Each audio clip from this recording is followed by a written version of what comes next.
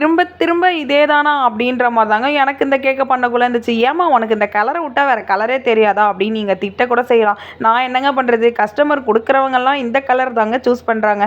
ஆனால் இதில் வந்து கொஞ்சம் மாடல் மட்டும் டிஃப்ரெண்ட்டு, கலர் என்னமோ சேம் தான். சரி அதுக்கு என்ன பண்ண முடியும், நம்ம செய்ய முடியாதுன்னு சொல்ல முடியாதுல்ல. கஸ்டமருக்கு பிடிச்சது தானே நம்ம செஞ்சு கொடுக்க முடியும். அந்த மாதிரி தாங்க இந்த கேக்கை நான் அழகாக வந்து செஞ்சு எடுத்துக்கிட்டேன். இது பார்த்தீங்கன்னா 5 கேஜியில் ஸ்ட்ராபெரி ஃப்ளேவர் தான் கேட்டிருந்தாங்க. 3 டயரில் கேட்டிருந்தாங்க.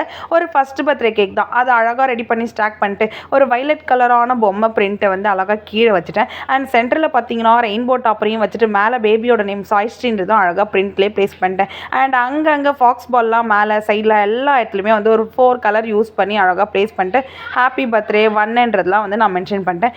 அண்ட் இந்த கலர் பட்டாம்பூச்சி எல்லாமும் அங்கங்கே பறக்க விட்டுட்டு ஸ்ப்ரிங்கிள்ஸ்லாம் போட்டு இந்த கேக்கை வந்து நான் அழகாக வந்து கம்ப்ளீட் பண்ணி எடுத்துக்கிட்டேன். இதை கம்ப்ளீட் பண்ணிவிட்டு ஃபைனல் லுக் பார்க்கல அடடா அப்படின்ற மாதிரி தான் எனக்கு வந்துச்சு. கஸ்டமருக்குமே ரொம்ப பிடிச்சிருக்குன்னாங்க. உங்களுக்கும் பிடிச்சிருந்தா மறக்காமல் லைக்கை தட்டி விட்டு கமெண்ட்டை தட்டி விட்டு போங்க. பாய்.